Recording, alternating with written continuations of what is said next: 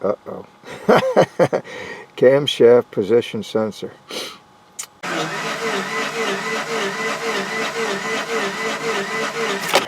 Almost sounds like there's no compression. Camshaft position sensor A circuit. Alright, well, at least we got a clue, and we'll start there, I guess. Sugar pie. It's goddamn belt. Broken belt. I'll be there. You gotta be kidding me. Alright, so finally got some time to look at this. I got it in the garage. I'm just going to take off some of this crap here, probably this air cleaner or air cover, whatever, maybe the top hose of the radiator. Probably take the fans out because I know they just unplug and are easy to get out, and then take that front cover off. So it should be fairly easy. I'm not gonna, I just want to see if I could slap a new belt on this thing and start it right up. I got everything bolted back up, put everything together, you know, put the timing belt in. Everything was gone good, I thought, for sure, because I had, you know, compression on both sides. I don't know what kind of compression, but, you know, just turning the cam, you know, you could, there's compression for sure. And so I'm like, yeah, screw it, put everything back together, went to fire it up, nothing. Won't start. So the back cylinder over there has full compression. This forward cylinder on the driver's side there has 0 compression. So I didn't bother checking these because we're going to have to pull the heads, right? Alright, so I'm going to do every step of the way just for, in case anybody's following along, but also for myself, so I remember how this stuff goes together, because it might not be today, next week, or maybe in a month from now. I'm just going to start doing this and see what happens.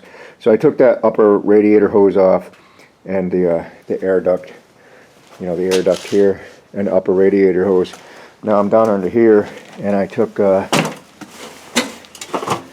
this splash guard off.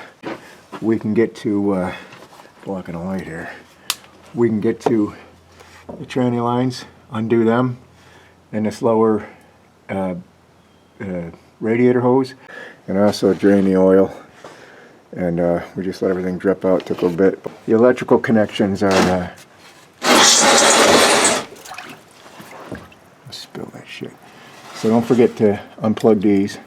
That was just a tab. Instead of pushing down, you pull up. Like when the thing's plugged in, you pull this tab up.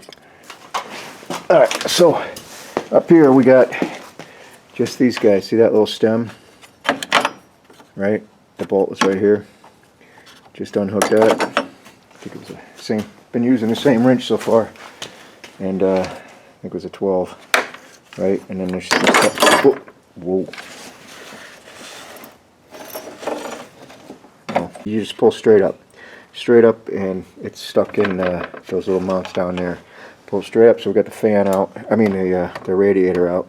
So this air box probably doesn't even have to come out, but I'm going to take it out anyway because it's just 2 bolts. There's one down, one there, it was a 10, and this little stud here, a 10 nut, and a 10 little shoulder bolt. Again, you probably don't need to remove this, and I'm not sure what the hell this this bladder is down here, but so I'm just going to remove it because it's going to create a lot more room. 1 bolt there, 2 bolts there. This you know, this electrical connector is slid onto this plastic piece, so I just pulled it straight back so she came off. And this little guy over here, this is connected to here, right? Just undid that. Now I believe this is going to come out as a 1-piece unit there. Oh, before I take, you know, you got to loosen this clamp up for the intake snorkel there. Oh, one more over here. One more over here. Same thing as that side. Just that little wire tube clip. And that's that. All right. So I think my next move is. So I just took that little plastic piece off. It was just this this bolt here, and it plugs in with a rubber piece. I think my next move is I want to see if these 3 components, the AC, the alternator, and the power steering, could just be taken off and flopped over, right? And this way we won't have to unhook that stuff. This belt is one of those stretch belts, and you're not supposed to use it over again. But so I'll probably just cut that and save this belt. Alright, so taking, I think I'm taking the alternator off first, right? So there's a bolt here I loosened up for the tensioner. Then the tensioner obviously goes up and down, but you also have to loosen this bolt here. And I'm going to take this bolt completely out. I'm taking this, I'm going to take this alternator right out of its place. I want to keep these things together. You see how they got little thingamajiggers on them? That way when you're tightening things up, they should set. There's a stop here, so you know when you tighten them up, they set.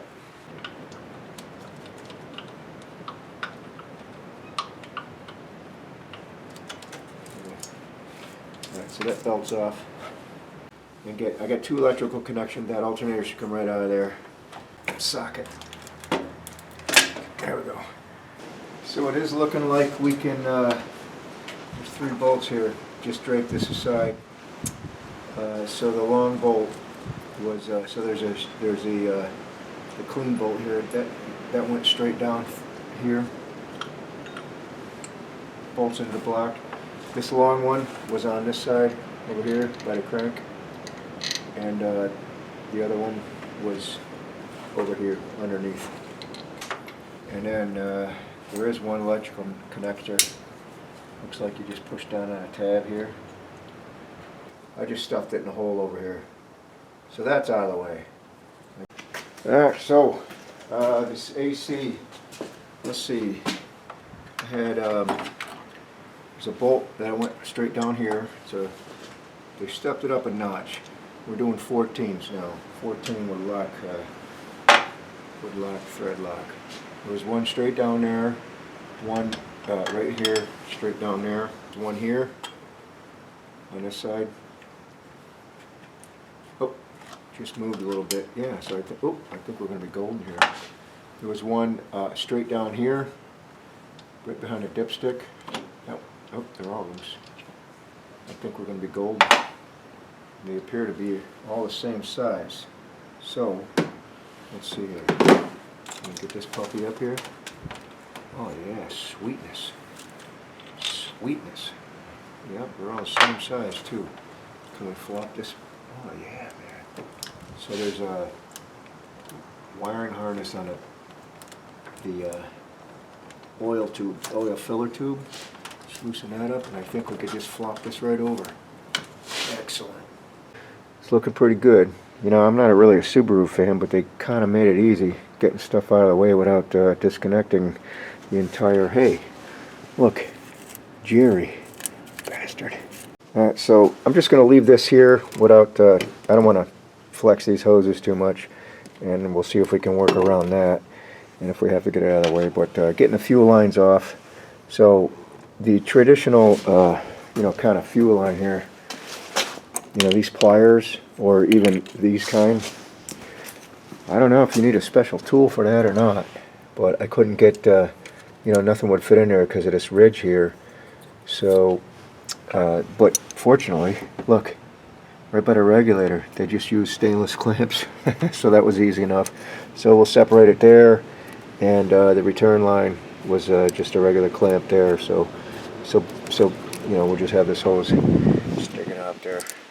Alright, so this being my first time, I don't know what connectors have to be disconnected. I'm assuming the wires and the coil, all that can remain on a thing.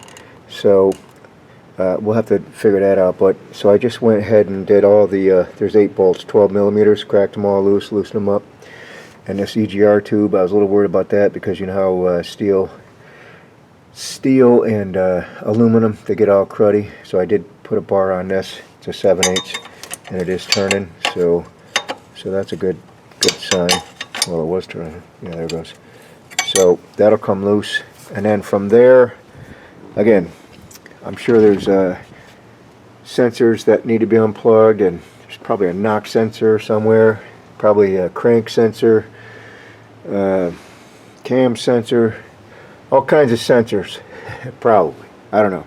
Alright, so let's catch up here. So after doing, getting the, you know, the 8 bolts out, we took all the bolts off. Bunch of sensors we got to unhook. Right, I forgot where we left off. Alright, so this, the EGR tube, you know, kind of just, I just kind of poked it out a little bit. So I've got some movement. I've got some movement on the on the intake here. Yep, that was the ticket. All right, so that one's done. The main harness, I believe this main harness has to come off. And I might need a tool for that. Let's see. Poke down. Yep, pry up. That's the ticket. Alright, so I'm going to have to get a light and get under there. This has definitely got to come off of there because it does look like it's secured. Alright, so what else we got? Oh, I disconnected this back here, this tube, right? That's disconnected, and I think there was another tube I disconnected. I'm doing this partly for me because I have to remember, because this may not be tomorrow or the next day. There was another tube I disconnected. Oh, here it is. This one here, right? Disconnected this one. Got that out of the way, and that was the other one I just showed you there. It slides off towards you, towards the passenger wheel, right? Just slides off like that, and that's what it's on. And then, like I said, I just picked that tab in the center there down. All right, so let's see. Do we have everything now? Ooh, wow, yeah. Oh yeah, loosey goosey. Yeah, let me put this camera on a tripod. I think we're done here. Oh, there's a more sensor down here. Right here. So we just pulled this up, and the only thing holding this on is this fella, right? But it bolts down right there. It's got to be a knock sensor. All right, so it was just a little 2-wire fella. You push down on that tab. Let's see if this sucker will come out of there now. All right, without too much aggravation. What do we got here? It's disconnected. Okay. Just a gasket. Gasket was holding it on. What else we got? Anything else? Seems like we're stuck on something. What are we stuck on? Stuck on the, oh, maybe the AC hose? Yeah, I think. Oh, nope. One more goddamn. This white sensor, I don't know if you can see it down there. That appears to be the only thing holding this booger on there. All these other sensors are disconnected, and this thing's ready to come out of there. There's 42 sensors on this thing. Thank you. Jeez. So from here, I guess it doesn't really matter which way we go. How we take things apart, I'm probably just going to do the timing cover and get the dampener off and the belt off and all that business, and then probably do the exhaust manifolds underneath. I mean, yeah, get the manifolds, drop them a little bit. And so I called a friend of mine, Mig. He's a Subaru mechanic, and he gave me a few pointers as far as, you know, when it comes time to take these heads off. He's saying take the motor mounts off, jack the engine up, and then you can do one at a time, shift it this way or that way, and you can get the heads out. But also he said if you really want it easy, you can just take the whole engine out. I think I'm just going to jack the engine up. I don't want to get into separating the transmission and possibly getting into something I don't want to get into. So I'm thinking we'll take the motor mounts off and jack the engine up, shifter, see what we got going on. I think that'd be the best way to go. Now, because I just did this timing belt, I'm expecting this,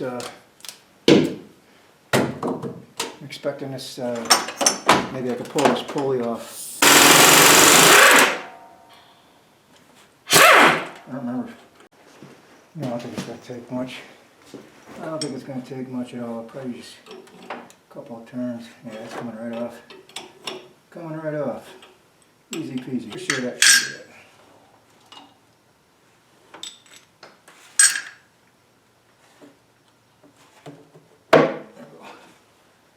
Alright, so from up here I just took this this nut out here that held the dipstick tube on.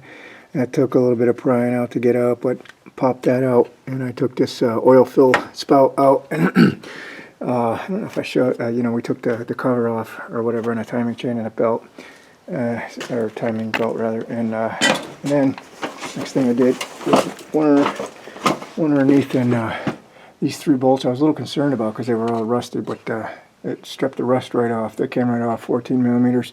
So I did them 6 and was able to drop it down. Well, no, I didn't drop it down yet. I had to do, I undid this, I think it's a 14-2, and then just got a little pry bar in there and got it off of this little hook. And then got it off the studs, and it's sitting on that frame there, so that'll be there. And it's got a little support with this plastic too. But don't forget to release your O2s because it won't reach where the brackets were, you know. Might tug on that wire. So then I just got it sitting here, and what I do next? Oh, the motor mounts nuts are right there. They're just 14 millimeters as well. They came right off. Zing zing. One on the other side there. And now I can get you know, shove my board back up here. I'll get a jack up in here, and then the plan is to jack this engine up high enough, hopefully, to clear that frame area, or as high as we can, and it'll be off the motor mounts. So I'm hoping we can shift it back and forth one way or the other a little bit. But I might have to take the, I think there's a mount on this tranny that hooks to the engine. I gotta go back up and look, but we're getting close here to getting these heads off. Yeah, so I'm gonna just undo this link here, and that way we can slide her back and forth. And hopefully, you know, if I'm working on the other side, we could slide it an inch or two this way and slide it. That's the plan anyways, an inch or two that way. Alright, so we got her jacked up about 3 or 4 inches, as you can see with the motor mount there. I don't know, shadows in the way, but I could probably go more.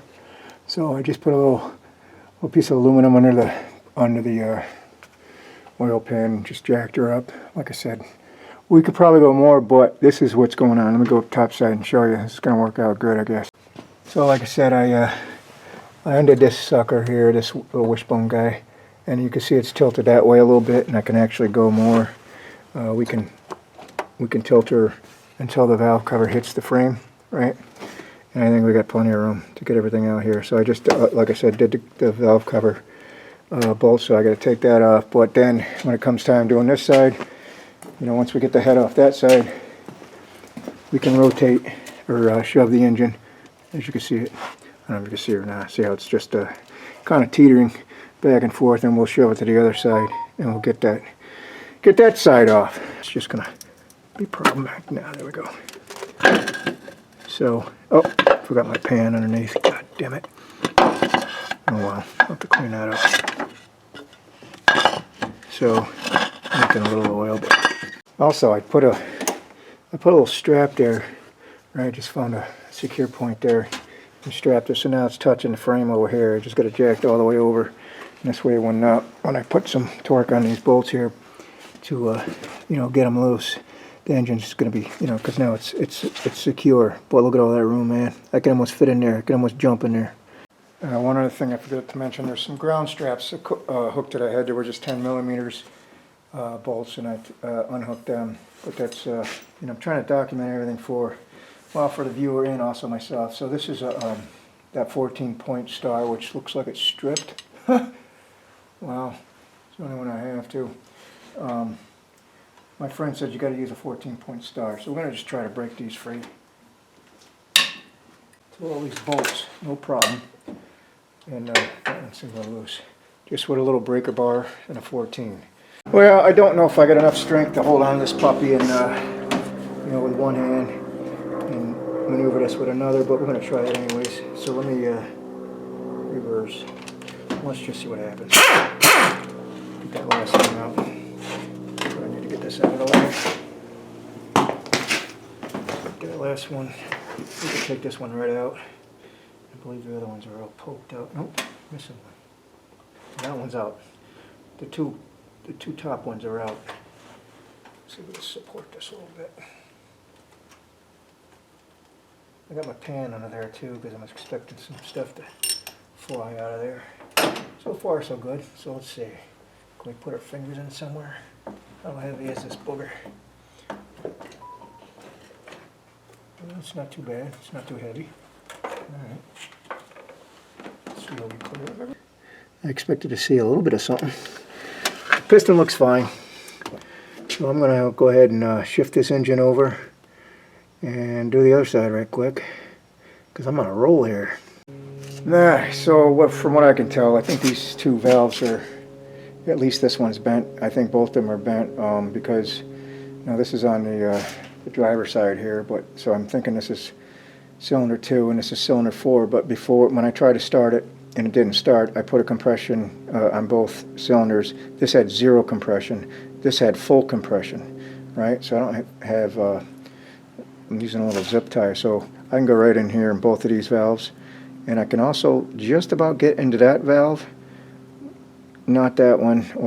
So we just got these heads back, and I'll go over how much they cost and everything, but I was hoping that the guy could put the sensors back where they were and all the stuff, so I just got a bag full of parts. I got to figure out how that goes, but they are done, and let's see here. So I guess you have to ask a question, you know, if you're going to redo your heads or just a valve job, because, you know, the valves were bent, most of them, and I guess you could find somebody for $100, $200 to you know, just do the valve job. But I had got these heads reconditioned, and that was majority of the cost. So let's see here, $250 for one head to recondition the cylinder head. So that's times 2. That's $500 right there. And then resealing the upper camshaft assembly and adjust for clearances. That's $45 a head. So that's another $90. And then I needed all the looks like shop supply material disposal. I don't know what that is. $10. The exhaust valves, I needed all of them, and 2 intake valves. So 8 exhaust valves cost $96. 2 intake valves cost $20. So I don't know, that seems reasonable for, you know, $12 for a valve, $10 for a valve, or whatever. So that's where we're at. So if you're not going to, you know, the reason I'm having the heads reconditioned is because the car has no rust on them. Yeah, there's 184,000 miles on the car, but now the top half's rebuilt, and you know, those Japanese cars, they can go 300,000-400,000 miles. You see a lot of them out there still plugging along. So because I have no rust on this car, that's why I decided to get them reconditioned. So this is how it came from the machine shop, and you know, he sealed everything. Put the valve train back on, set all the valves. He's got what he did for tolerances over there. Don't really care about that. What I'm concerned about is all these missing sensors and stuff, right? I was hoping to put them back on, but he didn't. And now I got to figure it out. So there's a couple, what the hell was they? Probably one here, right? So I just got to figure this out. I got to go get the bag of parts.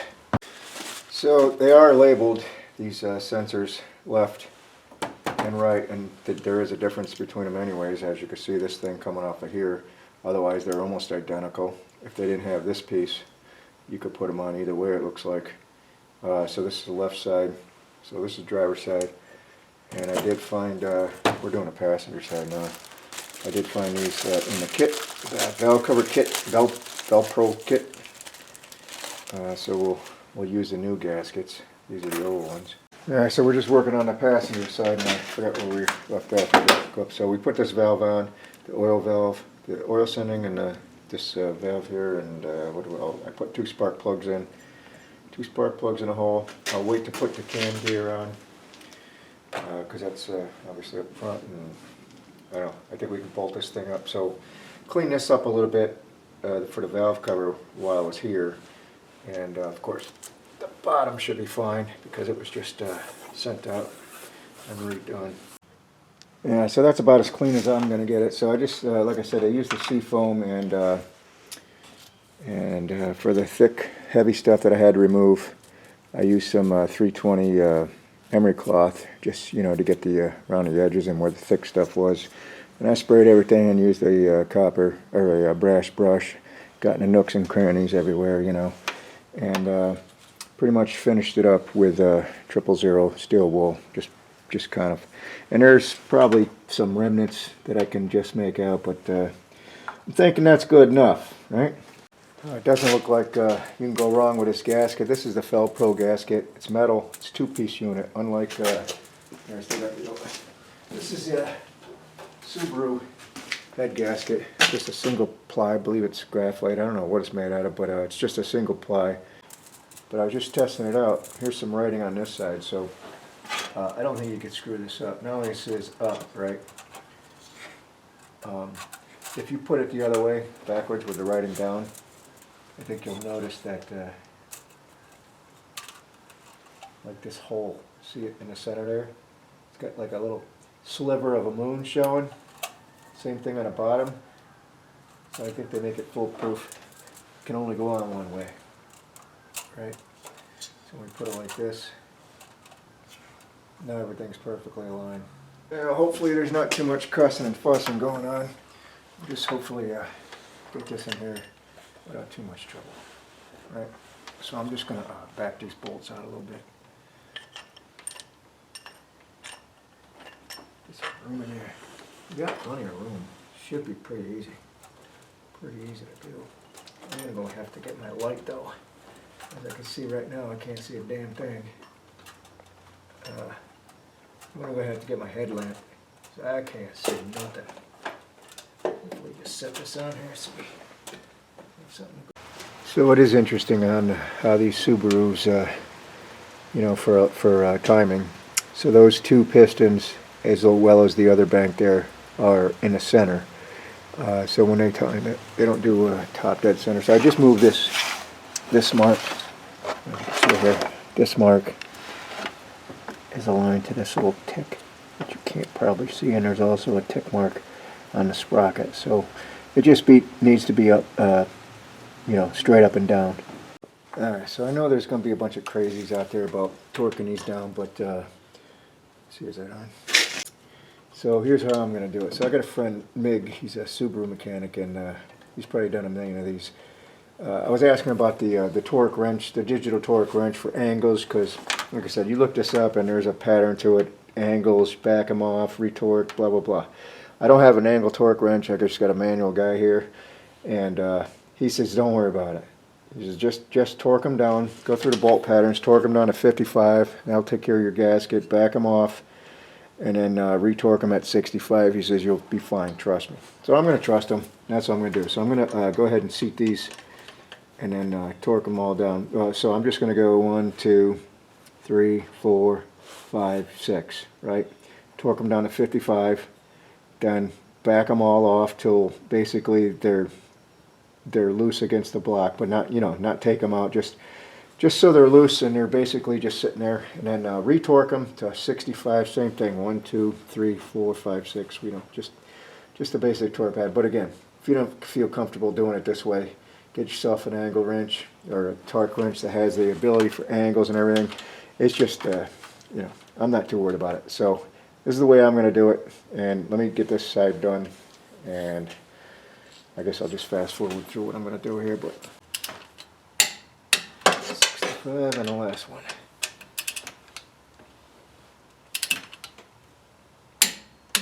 According to my friend, that's all you need. So we're going to go ahead and shift this engine this way. Let my strap go here. Shift the engine this way, do the other side, and then I believe we could put everything back in the center, you know, with the mounts and everything, mount everything up. Or I might just leave it up like this just to put the valve covers on, make things easier. But that's where we're at. So let me do the other side. I don't really have to show that, I guess. Yeah, I don't know how crazy we're going to get cleaning this up. I cleaned the back of it up a little bit. Probably need another piece of whatever. And then in here, a little nylon brush. I guess could just scrape this out. There's not really too much stuff in there, so if at all. We'll see foam.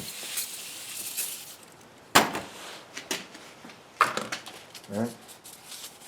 Yeah, I'm not gonna go crazy. If you got a parts washer, now's the time. I don't, so I'm just gonna clean it the best we can with just paper towels and seafoam, right? Yeah, I don't think they're specific. I think they're all both the same, so we'll just fit it in here. It's got little fingers on there, should hold it in there. Right? Pretty simple. So we'll just put these on here. And I'm thinking when we get the valve cover over there, when you tighten things down, it'll snug it up where it's supposed to be. That's what I'm thinking. spark plugs are already in there. So I guess next. Yeah, so once again, this looks like you know, you can get to all the bolts easy. So we're just going to cinch these in. Just going to be mindful of these new boots there. Alright, so that valve cover's on, and you know, I was a little curious on these shoulder bolts, right? So when it goes through the valve cover, as you're tightening them down, I just went the two centers, just like kind of like the head, the two centers, and just crisscrossed it and kept tightening it down, but then you wonder how far you go because of the gasket, you know. So then I found you just keep tightening it down. I used a little 8-inch deal, you know, because I got the engine jacked up. I was able to get in there with my hand like this, you know, and just kept going like this with no real torque to it. And they kept seating because I was curious on how far you draw this down. And basically the shoulder presses right up against the block, and then it's just a matter of well, it's tight at that point, and you just give it a little bump. But when you look in there and see threads, let me take it a little closer here. So when you look in here and you see, I don't know if the light's going to be good enough. Yeah, the light's probably not good enough, but as you can see there, it's kind of, well, you may or may not be able to see. There's no thread left. It's kind of the end of the shoulder right here. It's bumped up like so, you know. But if you look in there and see thread, you still got to go in until it bumps. That's what I was curious about, because this gasket was, you know, you would think it's sealed. You'll know when you're going around. You're like, should I go further? But yep, just seat them all down, and then that's that.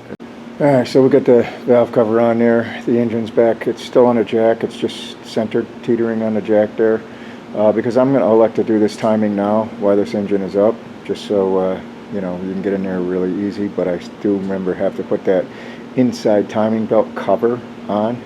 It's on.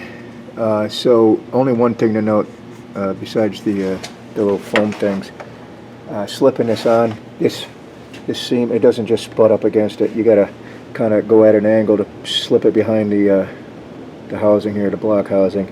Then it lines right up. Now taking this off, I just took the head off with this piece on it, and you know, like I said, it's caught, or it sits behind there, so it's using this block as a catch, if you know what I mean. And now we can put the sprocket on, and then torque it down. And we can also put that sprocket on, and then we can get to the timing. And I bought a kit that has all this crap in there, so I'm going to replace all these pulleys,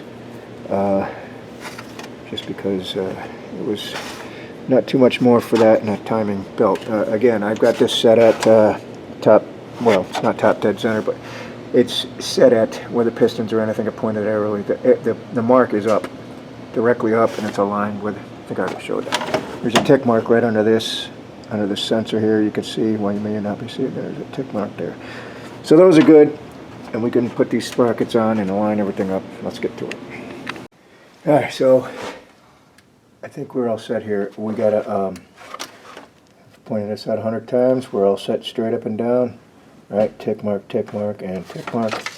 And this tick mark here is aligned with the casing, between the valve train casing and the block, or the head casing.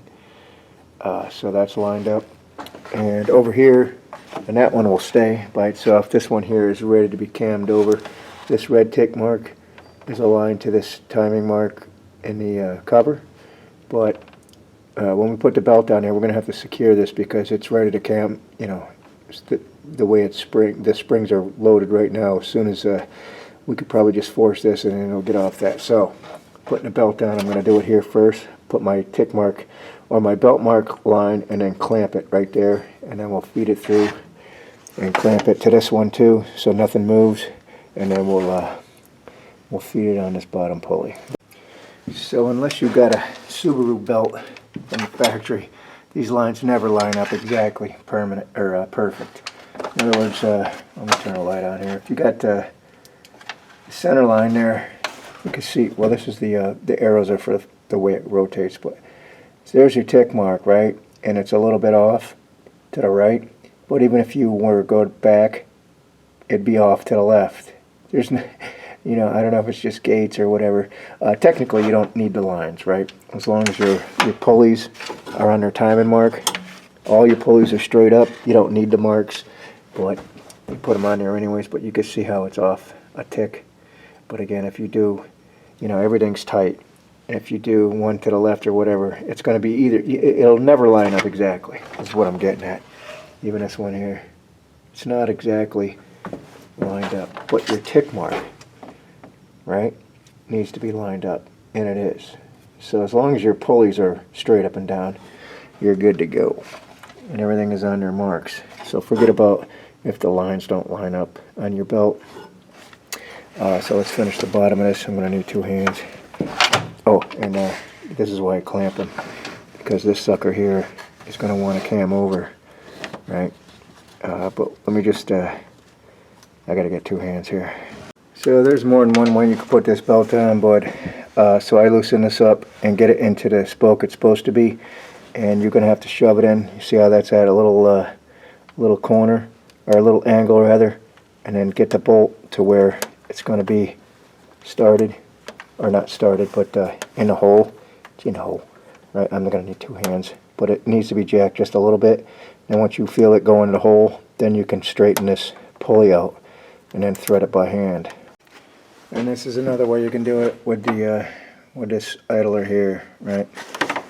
You can get that one on first, and then slip this. You probably can't see it, but slip that lip behind here, and there's a lot more travel in this belt that we can pull up on and get the bolt started. Either way, I've done it both ways.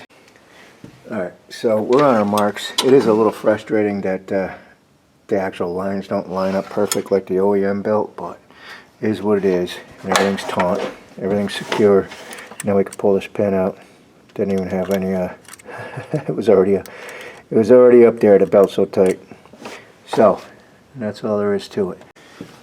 So I just rotated everything 720 degrees, and I was watching the valves go in and out. Everything's hunky-dory, right? Just wanted to make sure. And now we can put this cover on. So I want to do this now before I forget. This dipstick tube, which bolts down to this, but you can see it's about 1 inch off.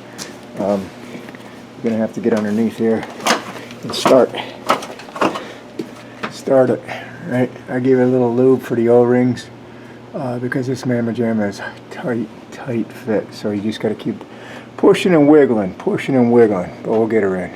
Now while I'm on here, I'm just again making sure that everything's hunky-dory. Right. All right, so having that engine jacked up, you know, the cover's on there now. Having an engine jacked up is like, it's 12 times easier. Having this thing jacked up, there's no blind, you know, reaching under here blind because the exhaust is hanging down, and this is jacked up. Got to everything fine. Even if you don't have a lift or a pit, you know, you're just laying on the ground. Look how much space is here. I mean, it's just golden doing it this way. So that's on there. I'm going to put the balancer back on, and then we'll get to the bottom of this. And as you can see, I don't know if you can see or not. It's about 2 inches up, the motor mouth. So we're going to lower this engine, get the gaskets in there, button up the exhaust, and just a couple things here. Ground straps to each block. What else? I think that's pretty much it under here. Alright, so the underneath is secure as far as the exhaust. We just did that, and then I figured out what this bracket was for, which is unbelievable. Remember that bracket? I almost forgot. So it only holds, it goes underneath the head there, it bolts onto the head. It only holds these strip, you know, for, the 202 sensors, as you can see here, and a ground strap in there. So that's a little overkill for a bracket. Alright, so I got both surfaces cleaned up on the intake there. Got to pop that in. Same thing on the block. And guess we could just throw these gaskets in now. Got a little dowel pin that they sit on. Where are you? You got one.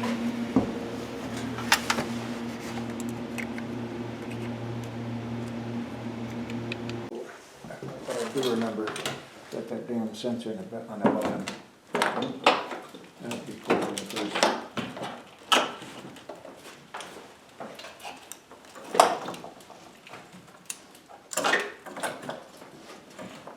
Just throwing things in the way.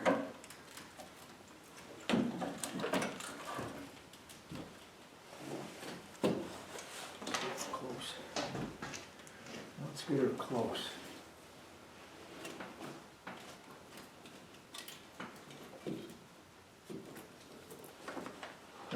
Good to go. Start her up. So I think, show you what I was doing here. These are the moves that I think I made last. So, right under here, that gray, crap, you can't see nothing. What is it? That gray, the knock sensor, it's right there, it's plugged in. And obviously this guy goes here. We'll start plugging everything in, but put that on. The O2, the EGR tube, I just got that started. So I'm not gonna, until my holes are lined up and started with bolts, I just want everything loosely connected. So it looks like it's gonna go there. All right, now it's just a matter of plugging everything back in, right? So, I know I showed this a bunch of times, but when you've got, you know, to put a bolt where you can't get your hands way down into something, a little piece of paper, right? This works so awesome, it's not even funny. Little piece of paper holds that sucker in. Won't go anywhere. Simple as that.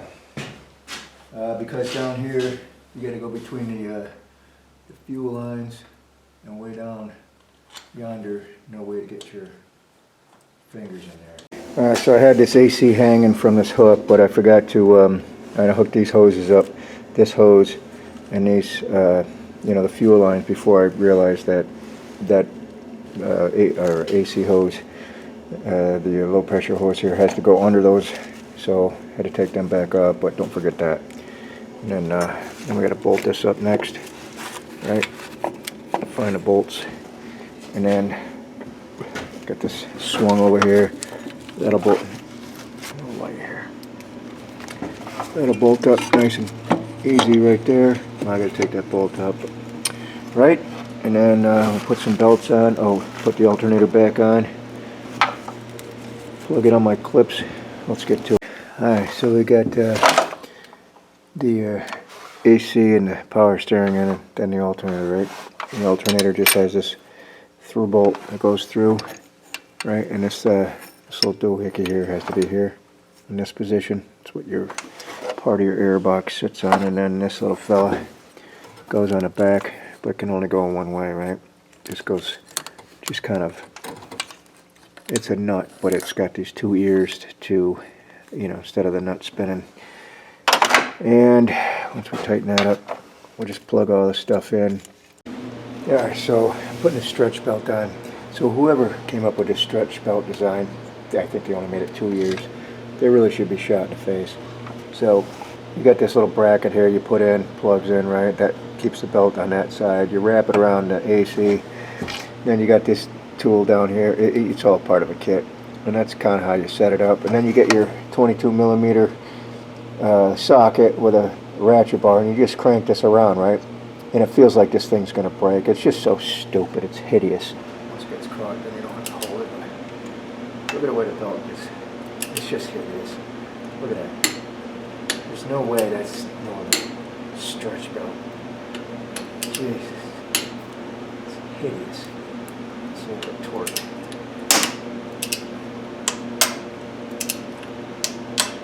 Is that hideous or what?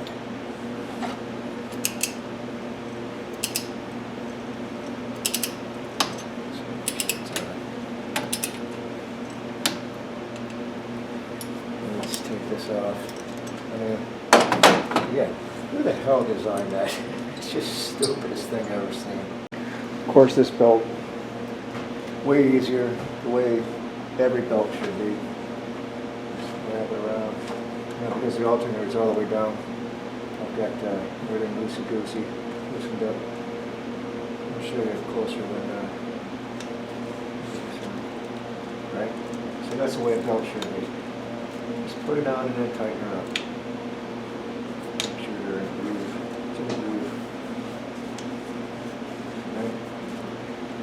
now we just screw this in there. That's where my dirt mark was. Seems pretty tight to me.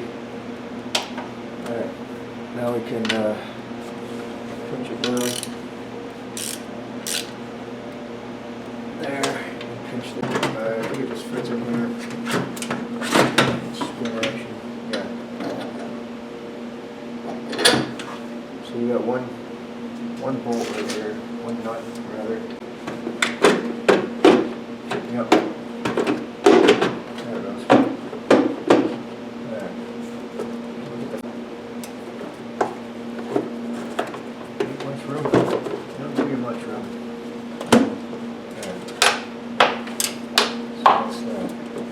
This should be pretty easy too.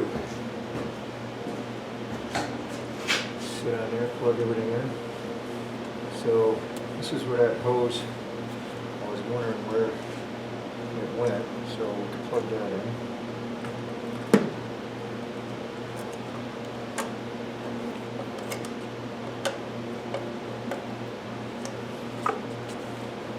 That's tight. Looks like a good match.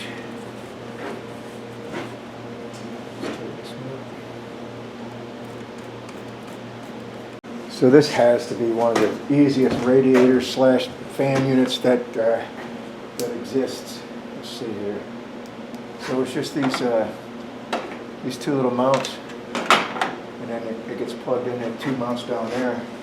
It just sits in a hole with these stems. And then you got two tranny lines, a couple radiator hoses. It's that easy. Extremely low, really light. Slide it down. Oh, and the two connections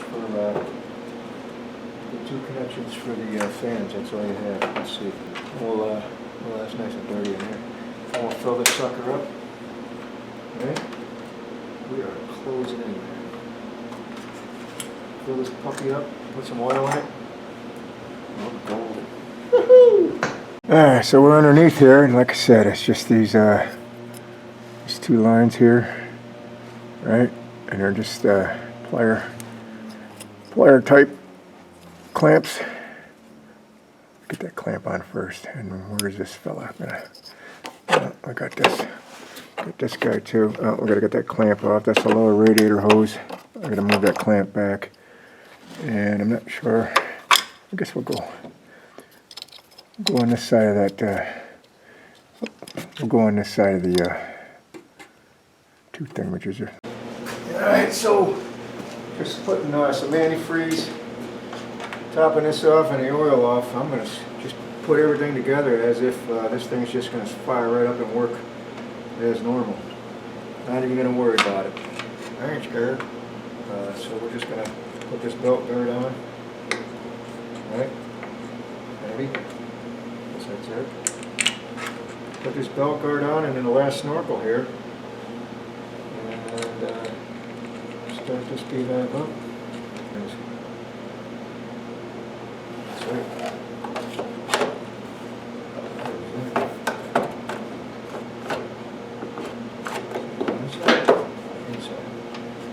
Inside, push. Okay. That's it. Engine's all back together. Yeah, so much for being confident. So I was filling this up. I heard a lot of stuff hitting the ground. I forgot two hoses, so I took this back air cleaner off. So the fluid antifreeze is coming right out here. So I forgot this fella. Right, I'm gonna get clamped there. And I noticed I forgot this fella. Right, that's not antifreeze, it's air, but I gotta get that on there. So, oop, wasn't too confident. I don't know why that thing's, jeez, it's like loosey-goosey. Alright, better inspect. Let me get that clamped up and that thing on there and try this again. Alright, so I don't really think it matters who you are as far as, just one more look. So I just put the battery in there. That was the last step. I'm going to wait till, this thing warms up, hopefully it starts, and then take care of that. think the oil's good, but I don't care who you are, whether you're a professional or do-it-yourself, or anytime you take an engine apart or take an engine out or whatever and then put it back in or put it back together, there's always that, is this thing going to start?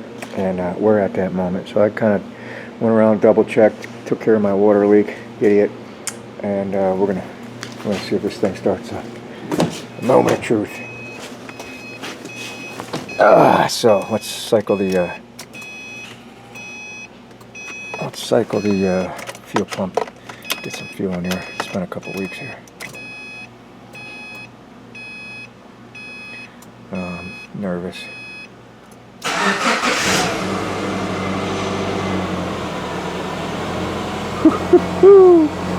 Sounds like a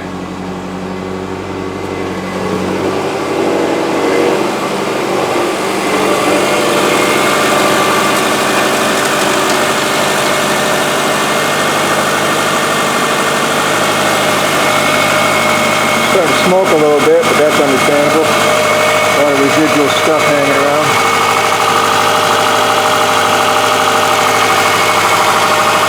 Hopefully it just stops burning off. I don't want to choke myself out. Oh my gosh, it started. Woohoo! What was that noise? Maybe it was just a idle change here.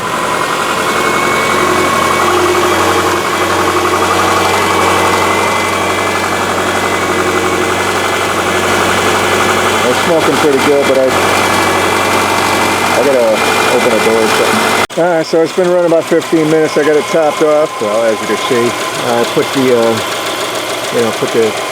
correct amount in the snow. So I'm waiting for this thing to open up and do its thing. Maybe the fans kick on. I don't know, just waiting. Well, it's been a little bit, 15, 20 minutes. Anyways, as a do-it-yourself project, it's been running about an hour now, so I'm pretty confident that there's nothing wrong with this car. There's nothing going to be going forward, and all the fluids are topped off. This thing's running like a top, so I'm pretty happy with that. As a do-it-yourselfer, you know, you can do this for under $1,000 the way I did it, as far as you know, getting the heads reconditioned. But if you're just going to pay somebody to do a valve job, it's going to be way cheaper than that. So if you do break your timing belt, it's not the end of the world. You know, they're going to call it catastrophic engine failure. Not really. Just get the valves redone, or the heads redone, or the valves replaced, or whatever it costs. For me, it was a little under $1,000 with all the parts involved, but I'm sure you can get away with it a lot cheaper. I just got parts that I probably didn't even need. Anyways, that's all I got. Thanks for watching. I'm super psyched this thing's back in action, and it's probably going to outlast the engine is fine now. The body's fine. I'm sure this thing's going to go for quite a few years into the future here. Anyways, thanks a lot. Thanks for watching. Bye.